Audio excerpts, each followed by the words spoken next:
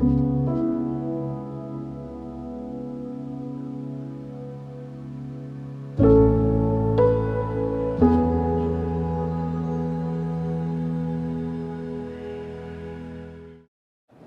a society, we are living longer than we did in the past.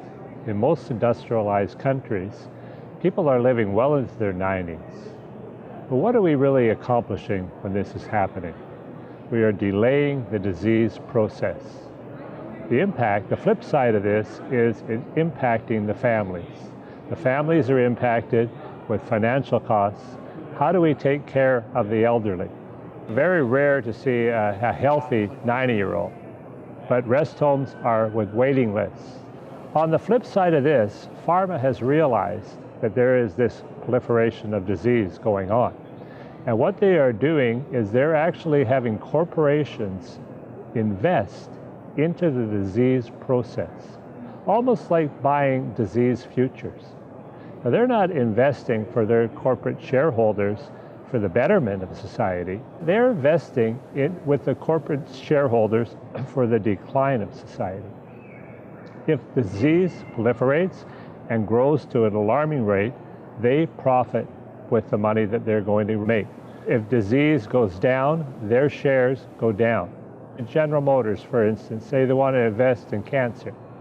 So they will do cancer ads, sponsor cancer research, and they are doing this even though the cancer research is to help promote the reduction of cancer. But because we know they do not deal with any natural remedies, only patented pharmaceutical remedies, what you're going to do is have the module that we have in place today, chemotherapy, radiation, and we know that if they did a 10-year study on chemotherapy, only 2.5% of the patients would be living. And this is what happens with an aging society when there's money in sickness, not money in health. Large corporations are actually starting to enter into the natural health industry. They're buying off small to medium companies and they're taking over. They are banking on the pharmaceutical mode.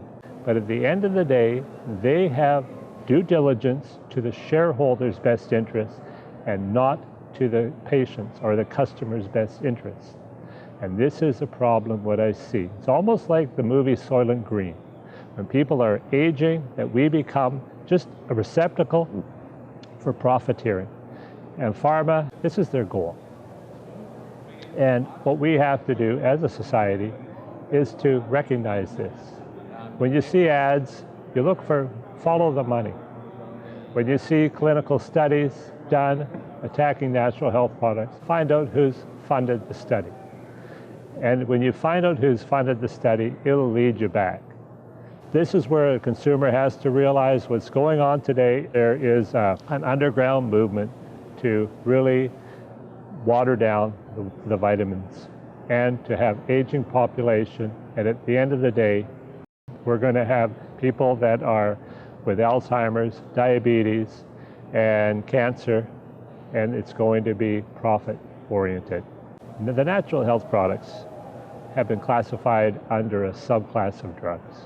For a naturally occurring health product that is food-derived from natural sources, to be placed in a subclass of drugs means that we are responsible to line up with the drug model, a new measure that would actually put over-the-counter pharmaceutical drugs in the same category as a subclass of natural health products.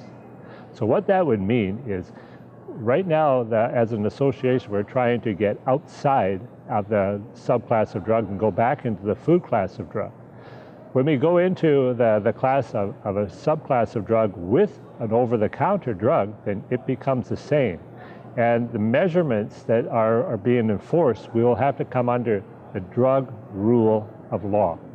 So this means that you would have to have severe product warnings and cautions. What's happening in Quebec? You can't have coenzyme Q10 more than 10 milligrams in a capsule. If it's more than that, it's dispensed by the pharmacy.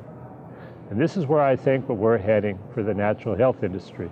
If we go down this route If we actually put natural health products in the same category as over-the-counter drugs, at the end of the day, we're going to be regulated as a drug. If you're not a pharmacist, you will not be able to dispense the higher dosages.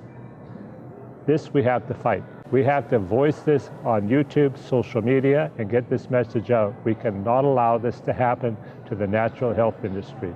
People take this by a matter of choice. This is how they live their life and prefer to live their life. They take it because the products work for them. It's all down to choice. If you want to choose pharmaceutical drugs, then you have that route through your doctor. If you want to choose plant-based medicine, then you have your naturopathic doctor. The patient or the customer needs to have a matter of choice. That's all we're asking for. It's a democracy. Let's have the freedom of choice and keep our natural health products in the category that they're designed as natural food-based supplements to our diet.